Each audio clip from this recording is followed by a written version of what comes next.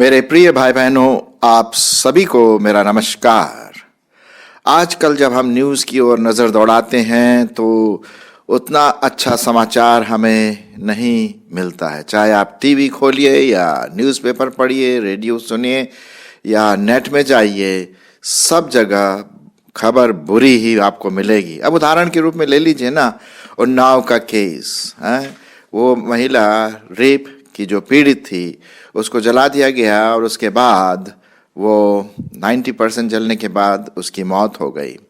अरे उदाहरण ले लीजिए, दूसरा उदाहरण ले लीजिए, हैदराबाद के साइड में महिला डॉक्टर के साथ रेप किया, उसकी बॉडी को जला दिया और फेंक दिया। या निर्भया की बात ले लीजिए, हमारे चारों तरफ मुसीबत मुसीबत, पाप पाप पाप। आप टेररिज्म की बात कर लीजिए, आतंकवाद की बात कर लीजिए, हत्या की बात कर लीजिए, ड्रग की बात कर लीजिए, प्री मैरिटल सेक्स, यौन जो शादी से पहले, उसकी बात कर लीजिए, चीटिंग एग्जाम में, भ्रष्टाचार के बारे में, भ्रष्ट लोगों के बारे में सोचिए, आत्महत्या के बारे में सोचिए। अरे साहब, मैं कितनी लिस्ट बताऊं आपको, आप सब जानते हैं। कहने का मतलब ये है कि हमारा समाज, मनुष्य जाति पूर्ण रीति से पाप से ग्रसित है, पाप के वायरस में डूबा हुआ है। और इससे हमें कौन बचाएगा, कौन बचाएगा? अब आप सोचेंगे कि भाई अच्छे काम करो। प्रॉब्लम यह है कि अच्छे काम आएंगे कहाँ से, क्योंकि हमारा जो मूल स्वभाव है वो तो पापी ही है, तो अच्छे काम आने का सवाल ही नहीं। अब उदाहरण के रूप में, यदि आप आम का पेड़ बोएंगे तो उसमें से आम ही निकलेगा, केले का पेड़ बोएंगे तो केले का फ्रूट निकलेगा। अब जब हमारा स्वभाव ही पापी है जन्म से, तो फिर ये अच्छी बातें कहाँ से आएंगी? स्वाभाविक है कि ये उल्टी सीधे पाप के जो एक्ट्स हैं, पाप के जो कार्य बातें हैं, कल्पनाएं हैं, वे बहुत बुरी हैं। और लिखा हुआ है परमेश्वर के वचन में, मैं आपके लिए पढ़ूंगा, उत्पत्ति उसका 6वां अध्याय और उसका 5वां पद। शायद आपने पहले कभी पढ़ा होगा। 6वां अध्याय और 5 पद क्या लिखा हुआ है, सुनिए। यहोवा ने देखा कि मनुष्यों की बुराई पृथ्वी पर बढ़ गई है और उनके मन के विचार में जो कुछ उत्पन्न होता है वह निरंतर बुरा ही होता है। ये हमारा दर्पण है। परमेश्वर का वचन बिल्कुल साफ रीति से बताता है आज के समाज का दर्पण, कि आज हमारे समाज में, हमारे परिवार में, हमारे देश में, हमारी पूरी दुनिया में किस प्रकार का माहौल है। पाप पाप पाप, है ना। अब प्रश्न ये उठता है कि हमें इन सब बातों से कौन छुड़ाएगा, कौन हमें इन दासत्व से निकालेगा, कौन हमें शैतान के हाथ से छुड़ाएगा? कभी कभी हम सोचते हैं कि अच्छे काम करो, भले काम करो, सब अच्छा हो जाएगा। प्रॉब्लम है, समस्या है, भले काम आएंगे कहाँ से, है ना भाई? जो स्वभाव है पेड़ का वही तो फ्रूट आएगा, जो स्वभाव मनुष्य का है पाप का वही तो आएगा। तो इसी बात को ध्यान में रखते हुए एक और परमेश्वर का वचन कहता है कि हमें कोई ऐसा व्यक्ति, ऐसा परमेश्वर जो हमें शैतान के बंधनों से छुड़ाए, पाप के बंधनों से छुड़ाए, पाप के दासत्व से छुड़ाए, पाप के स्वभाव से छुड़ाए। कौन है ऐसा व्यक्ति? ऐसा व्यक्ति तो वही होना चाहिए जो सबसे महान है, परमेश्वर हो, पवित्र हो, वही छुड़ा सकता है। कि हम मनुष्य जाति की ओर तो देख नहीं सकते, क्योंकि सब मनुष्य जाति क्या है? पापी स्वभाव है। हमारा स्वभाव जन्म से ही स्वाभाविक रूप से हम पापी पाए जाते हैं। तो हमें धर्म के काम नहीं बन पड़ेंगे। स्वाभाविक है कि हमारे जीवन में धर्म के काम नहीं आएंगे। तो आज सवेरे मैं आपके सामने 3 विशेष बातों को रखना मांगता हूं। कि पहली बात, किसी को कोई ऐसा व्यक्ति होना चाहिए जो हमें पाप के दासत्व से छुड़ाए। दूसरी बात, जब वो पाप के दासत्व से या पाप की बुरी बातों से हमें जो छुड़ाएगा, तब हम एक धर्म के काम करने वाले बन सकेंगे, धार्मिक व्यक्ति बन सकेंगे, और तब हम उस व्यक्ति की आराधना करें। तो ऐसा छुड़ाने वाला पहला व्यक्ति कौन है? कौन ऐसा व्यक्ति है जो परमेश्वर भी है, मनुष्य भी है, पापी स्वभाव तो नहीं है, लेकिन बिना पाप के वो जन्म लिया हो? और इसी बात को ध्यान में रखते हुए एक ही व्यक्ति हमें इतिहास में नजर आता है, और वो है प्रभु यीशु मसीह। जी हाँ, मैं उसी की बात कर रहा हूं, उस व्यक्ति के बारे में जो परमेश्वर भी है और मनुष्य बना, पवित्र था, बिना पाप के था, और उसने अपनी जान क्रूस पर दे दी हम सबों के पापों के लिए, और मुर्दों में से जी उठा। तो हम उसकी ओर नजर दौड़ाएं। हम पढ़ते हैं परमेश्वर के वचन में, जो मैं आपके सामने अभी पढ़ूंगा, और वो पाया जाता है परमेश्वर का वचन एक किताब है जिसका नाम है गलतियों, उसका 3 अध्याय और 13 पद। गलतियों उसका 3 अध्याय और 13 पद। आइए सुने यहां पर क्या लिखा हुआ है। यहां पर इस प्रकार से लिखा हुआ है कि मसीह अर्थात यीशु मसीह जो हमारे लिए श्रापित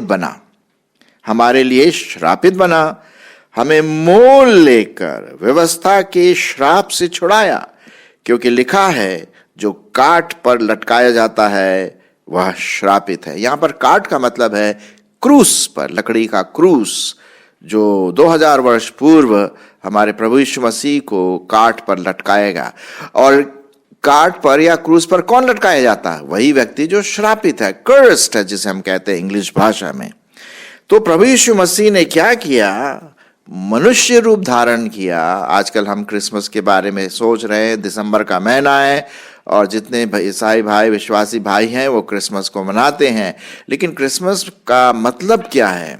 क्रिसमस का मतलब है कि यीशु मसीह बिना पाप के पवित्र आत्मा के द्वारा उस दुनिया में आया 2000 वर्ष पूर्व, और 33 साल जीने के बाद उसने अपना बलिदान दे दिया। क्यों बलिदान दे दिया? ताकि आपको और मुझको पाप के दासत्व से, पाप के स्वभाव से आपको और मुझको वो छुड़ाए। और इसीलिए उसने अपना बलिदान क्रूस पर किया। तो हमें जब उसने बलिदान किया तो हमें उसने क्या करता है? हमें पाप के दासत्व से छुड़ाता है। अब कब छुड़ाता है? जब हम उस पर विश्वास करते हैं। एक व्यक्ति जिसने हमारे लिए अपनी जान दी, एक व्यक्ति जो परमेश्वर है, उसने मनुष्य का रूप धारण किया और जान दी, बलिदान किया और मुर्दों में से जी उठा। अरे साहब, स्वाभाविक रूप से आपको और मुझको उसको व्यक्तिगत रूप से ग्रहण करना है, क्योंकि फायदा है हमारा है साहब, फायदा हमारा है, फायदा आपका है, फायदा मनुष्य जाति का। हर व्यक्ति फायदे के लिए देखता है कि नहीं? कोशिश तो यही रहती कि भाई मुझे इससे क्या मिलेगा? अरे साहब, इससे आपको अनंत जीवन मिलेगा, पापों की क्षमा होगी और हम पाप से छुटकारा पा करके परमेश्वर के संग हमेशा हमेशा स्वर्ग में बने रहेंगे। सो पहली बात हम देखते हैं यहां पर कि प्रभु यीशु मसीह ने आपके लिए, मेरे लिए 2000 वर्ष पूर्व अपना स्वयं का बलिदान किया, पाप का बलिदान। जो क्रूस की मौत आपको और मुझको सहनी थी ना, वो प्रभु यीशु मसीह ने सह ली। जी हाँ, क्योंकि वो प्यार करता है आपसे और मुझसे, मानव जाति से प्यार करता, और वो नहीं चाहता है कि हम पाप में पड़े रहें। हम मर्डर के बारे में सोचें, हम टेररिज्म के बारे में सोचें, ड्रग के बारे में सोचें, अनैतिक यौन के बारे में सोचें, चीटिंग, उल्टे सीधे काम के बारे में सोचें। वो नहीं चाहता, क्योंकि वो पवित्र है और वो चाहता है कि उसके लोग भी पवित्र हो। तो पहली बात हम देखते हैं कि परमेश्वर हमारे दिल को बदलना मांगता है, और वो व्यक्तित्व को कैसे बदलेगा? जब हम प्रभु यीशु मसीह को व्यक्तिगत रूप से ग्रहण करें। मैं और 1-2 पद आपके लिए पढ़ना मांगता हूं। पहला पत्रस और उसका पहला अध्याय और 18 पद। पहला पत्रस उसका पहला अध्याय और उसका 18 पद। क्या लिखा हुआ है? क्योंकि तुम जानते हो कि तुम्हारा निकम्मा चाल चलन जो पूर्वजों से चला आता है, उससे तुम्हारा छुटकारा चांदी और सोने अर्थात नाशवान वस्तुओं के द्वारा नहीं हुआ। जी हां, पर 19वां पद, पर निर्दोष और निष्कलंक मेमने अर्थात निष्कलंक भेड़ मसीह के बहुमूल्य लहू के द्वारा हुआ, जो मसीह को जगत की सृष्टि से पहले चुना गया।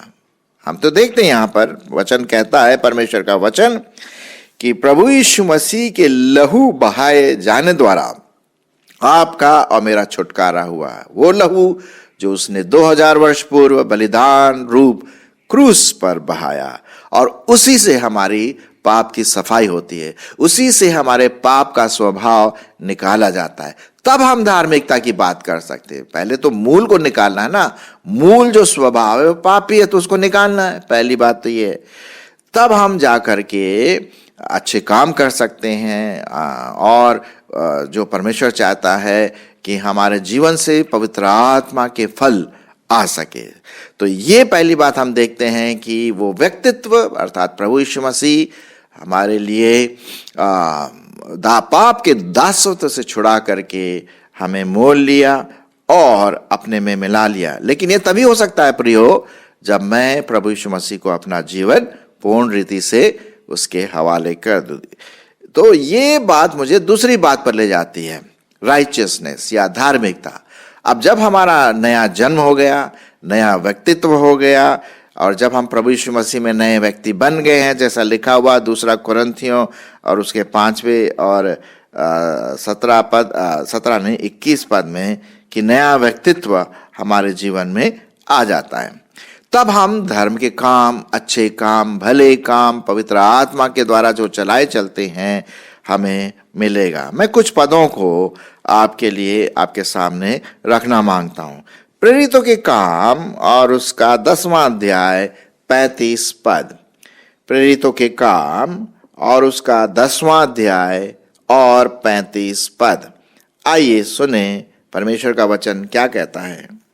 लिखा हुआ है, वरन हर जाति में जो उससे डरता है, उससे डरता मतलब परमेश्वर से डरता है, धार्मिक का काम करता है, वह उसे भाता है। जब हम धर्म के काम करते हैं, सच्चाई का काम करते हैं, भले काम करते हैं, दया वाली बात करते हैं, और वो जो नकारात्मक चीजें जिसके बारे में मैंने शुरू में कहा, पाप का जो क्रियाकर्म है उसको न करके परमेश्वर के वचन के अनुसार जब हम चलते हैं तो ये परमेश्वर को भाता है।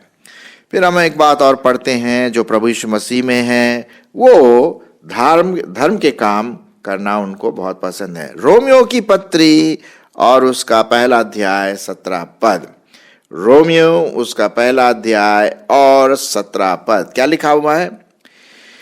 क्योंकि उसमें परमेश्वर की धार्मिकता विश्वास से और विश्वास के लिए प्रकट होती है, जैसा लिखा है, विश्वास से धर्मी जन जीवित रहेगा। कहने का मतलब यह है मेरे मित्रों, मेरे भाई बहनों, कि जब हम प्रभु यीशु मसीह पर पूर्ण विश्वास लाते हैं दिल से, पूरे मन से, तब हम धर्म के काम कर सकते हैं। पहले हम क्रोध करते थे लेकिन अब हम प्रेम करते हैं। पहले हम घमंडी थे लेकिन अब हम नम्र हो गए। पहले हम दूसरों को उल्टा सीधा लड़ाई झगड़ा करते हैं लेकिन अब हम मेल मिलाप से रहते हैं। ये है साहब एक नया व्यक्तित्व, एक नया जीवन अब आ रहा है ना, अब आ रहा है। जब पवित्र मूल जो है, वो जड़ जो है पवित्र होगा तो उसका फल भी पवित्र होगा। अगर मूल पापी है तो उसका फल भी स्वाभाविक रूप से पापी होगा। तो जब हम प्रभु यीशु मसीह पर विश्वास करते हैं, उसके बलिदान पर, तो वो हम धार्मिकता की बातें हमारे जीवन में डालता है। मैं और आपके लिए पढ़ूंगा कुछ पदों को, ताकि मेरी जो बातें आपके सामने बहुत साफ रीति से आ जाएं। पहला कुरिन्थियों उसका 15वां अध्याय 34 पद।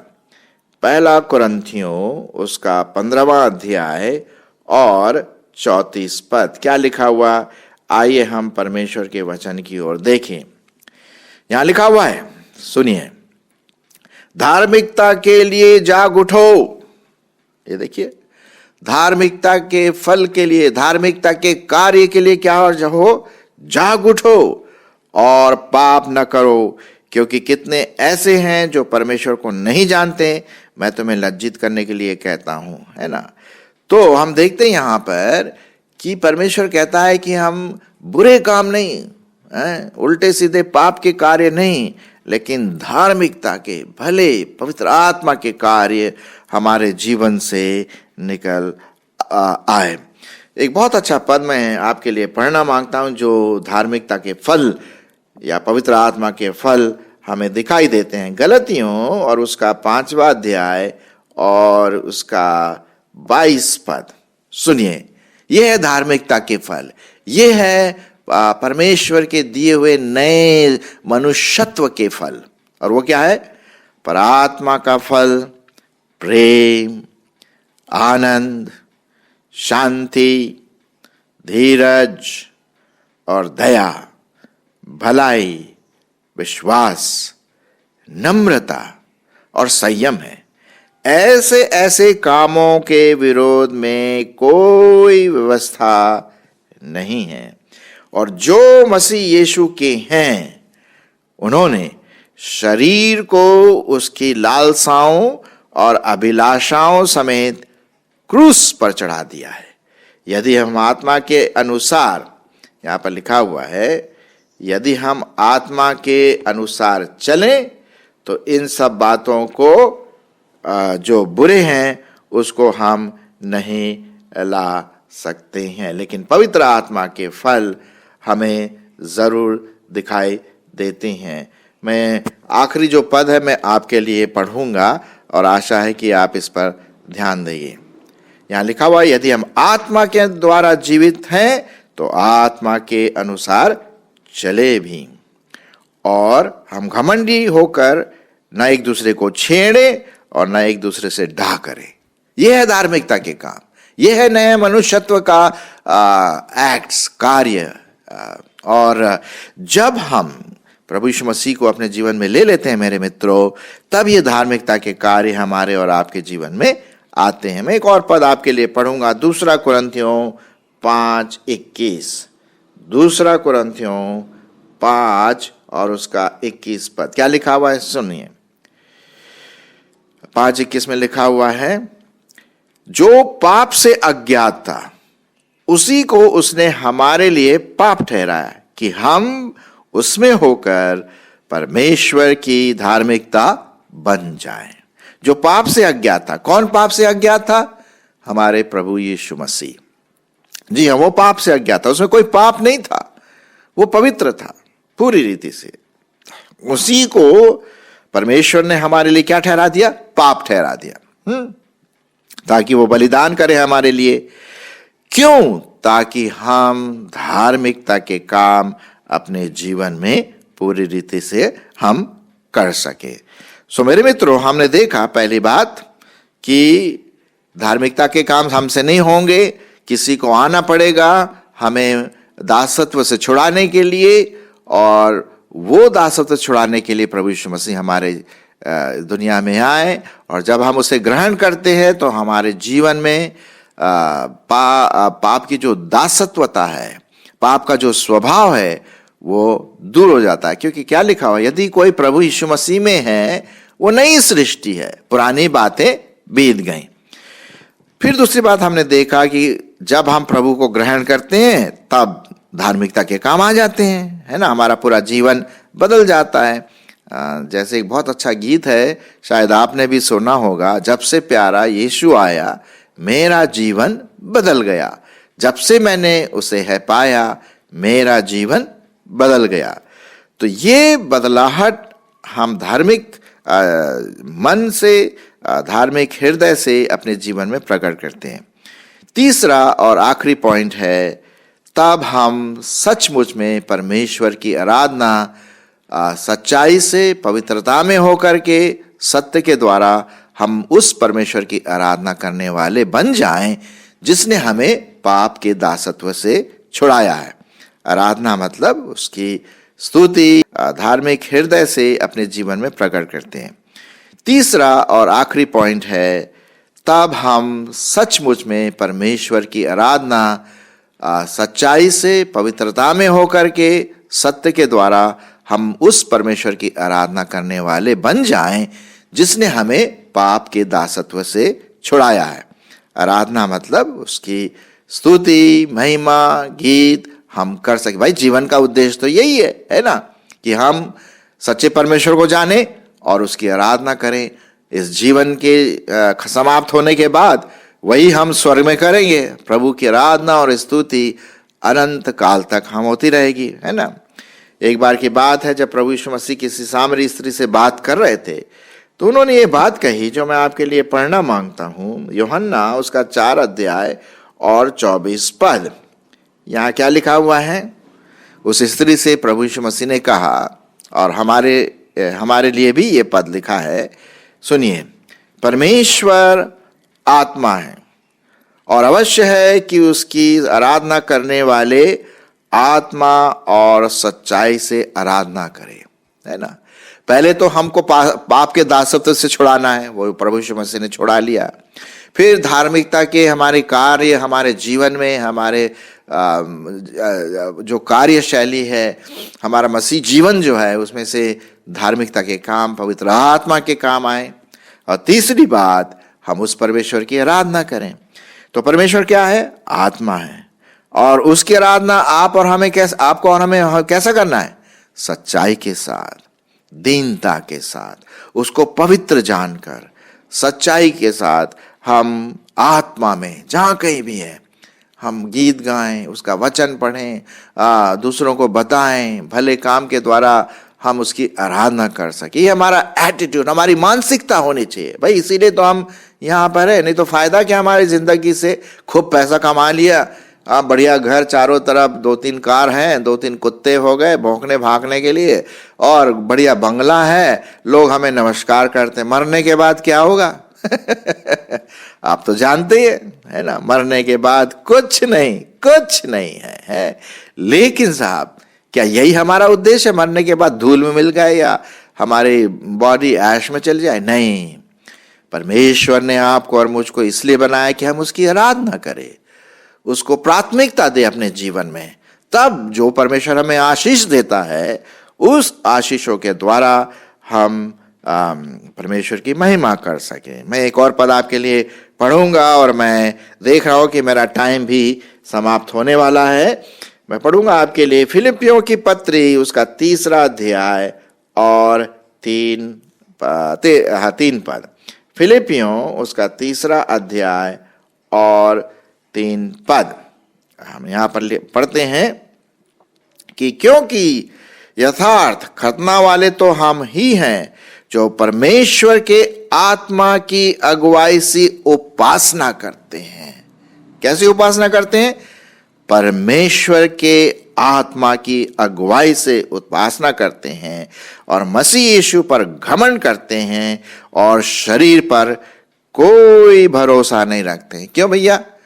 क्योंकि ये शरीर तो क्या होने वाला है? खत्म होने वाला है, मरने वाला है, धूल में मिलने वाला है। एक जो पुराना गीत मुझे याद आता है, होगा मसीहा सामने तेरे, फिर भी न तू बच पाएगा, आसमान में उड़ने वाले मिट्टी में मिल जाएगा। तो ये तो शरीर तो हमारा जाने वाला है, लेकिन जो आत्मा हमारे अंदर जो जीवित है, वो परमेश्वर की आराधना करती रहे इस जीवन में और आने वाले जीवन में। हमेशा हम परमेश्वर की आराधना करें। स्वर्ग में तो हम यही करते रहेंगे, उस महान परमेश्वर पिता का, परमेश्वर पुत्र का, पवित्र आत्मा का, जिसने हमें अपने लहू के द्वारा, अपने खून के द्वारा हमारे जीवन को, हमारे पापमय शरीर को पाप के दासत्व से छुड़ा लिया, और हमारे जीवन से भले काम प्रकट होते हैं, और उसके बाद हम उसकी आराधना और स्तुति और महिमा गाते हैं। मेरे मित्रों, आशा है कि आप इस वचन को सुन करके परमेश्वर की आत्मा के द्वारा कायल हो गए होंगे, और यदि आप मसीही हैं तो आपके जीवन से भले काम प्रकट हो, लोग आपके जीवन को देख करके परमेश्वर पिता की महिमा करें। क्या लिखा हुआ है? तुम जगत की ज्योति हो, तुम नमक हो। जो जगत की ज्योति है, उसके ज्योति से जो भले काम निकलते हैं, उसको देख करके जो परमेश्वर पिता है, लोग उसकी बढ़ाई करें, और इसीलिए तो हम हैं, है ना। तो आइए, जब हम अपने जीवन से भले काम जब प्रकट करेंगे, तो उससे परमेश्वर की महिमा होगी, और मेरे और आपके मानसिकता में परमेश्वर की उपासना ऑटोमेटिकली अपने आप निकल आएगी। करने की जरूरत नहीं है, क्योंकि हम आत्मा के अनुसार चलाए जाते हैं। तो आइए, आशा है कि हमारा पाप के दासत्व से छुटकारा हुआ है। यदि नहीं, तो आज ही उसे ग्रहण करें। दूसरी बात, धार्मिकता के जो चिन्ह है, धार्मिकता के जो फल हैं वो प्रकट करें। और तीसरी बात, हम उस परमेश्वर की आराधना करें, क्योंकि परमेश्वर आत्मा है और अवश्य है कि उसकी आराधना जो करे आत्मा और सच्चाई से करें। परमेश्वर आपकी अगुवाई करे।